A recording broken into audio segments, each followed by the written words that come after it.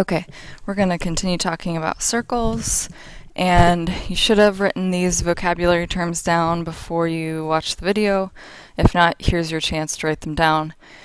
Theorem 10.8 basically just says that if you have some inscribed angle in a circle, let's say angle ADB here, that angle is going to be half as much as the measure of this arc. Okay, second theorem. If two inscribed angles of a circle intersect the same arc, then they are congruent. So what that means is if you have this inscribed angle and here's the corresponding arc, and you have this inscribed angle with this corresponding arc, then these angles must be congruent because they are they're going to the same, I guess, arc. Alright, one more vocabulary. I guess two more. Theorem 10.10 says that it's a biconditional statement. It says if you have an inscribed right triangle in a circle, here's what happens. If angle B is right, so if you start off with knowing that you have a right triangle, then your AC has to be the diameter. The hypotenuse has to be the diameter. And then vice versa. If you start out with knowing one of your sides of your triangle is the diameter, then you know that the opposite angle is right. So it goes both ways. Alright, and then last one, Theorem 10.11 says that if you inscribe a quadrilateral into a circle, then you know two things. You know, well, I guess one thing. The two opposite angles are congruent. So angle E plus angle G are not, oh, I said congruent, didn't I? Are supplementary. And then angle F plus angle D will also add to 180. They're both opposite angles are supplementary or add to 180. Okay, let's do a few examples here. These should be pretty quick, pretty easy, using all of our theorems. So if we remember, this inscribed angle right here is always half of the angle of the measure of the arc. So x has to equal 34. Okay, part B. Okay, using some of our other theorems, we know that if these two things are congruent, these two chords are congruent, then we know that their corresponding arcs are also congruent. So I know that both of these arcs here and here are 75 degrees. Because I know that this major arc here is 150 degrees.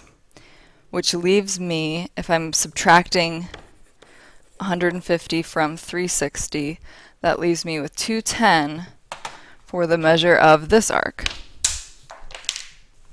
Whoops. Okay, there we go. Okay, if I know the measure of this arc, I know that the interior inscribed angle right here is half as much. So this x value has to be 105 degrees inside there. Alright, let's move on. Okay, using our other theorem, we know that if two inscribed angles share the same arc, which these two inscribed angles do, then those inscribed angles are the same. So these two angles are congruent. So 3x plus 5 equals 80.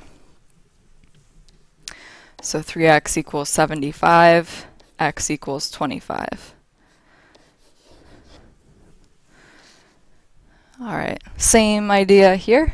Both of these inscribed angles here and here equal the same thing. Actually, think about it this way. The way that think about how this angle has this arc, and then this inscribed angle has this arc. Okay, so because you know that both of those arcs are shared, you know that these inscribed angles here are the same. So 5x minus 2 equals 4x plus 9, which means x equals 11 if you move the 4x over and the 2 to the other side.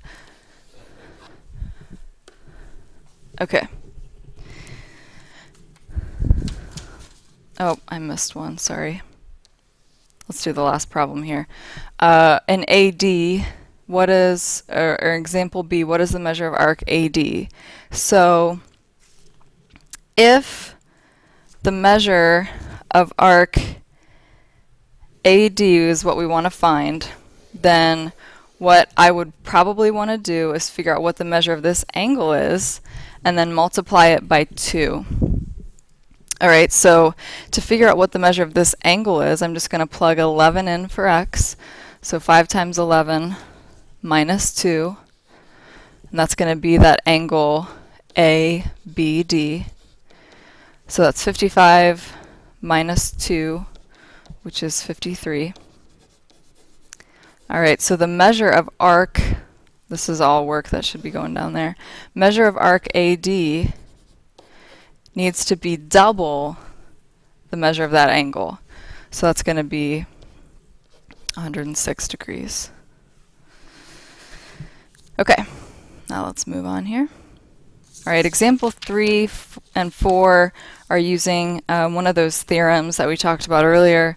So this question just asks you to write a sentence for each of the pictures, knowing what you know about the theorem. So in this picture here, we know that angle B is a right angle if and only if, and you can abbreviate with IFF, AC, the segment AC is a diameter. So all that means is that you could, switch this around and go either direction.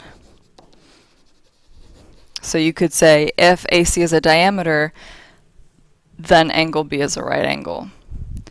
Okay, and then the second picture, we know, we already kind of talked about this, that angle E plus angle G add to 180, angle D plus angle F also add to 180. Alright. Where did my last example go? Here it is. Alright, example 4 says find the value of x in each example below. So if AB is drawn and it's a diameter, that means that 2x is 90 degrees. So that one's pretty easy. X is 45. Alright, so we still want to solve for x in part B. So I see my values for x are here and here. And I should just right away be able to get this if I know that the sum of these two angles must be 180. So we've got 3x plus 12 equals 180. And that means that 3x equals 165. And if you divide by 3, x is 55. Now you could do the same thing to solve for y. But we don't need to do that. We'll just solve for x. Alright, so get started on the homework. It's pretty easy. And we will discuss tomorrow.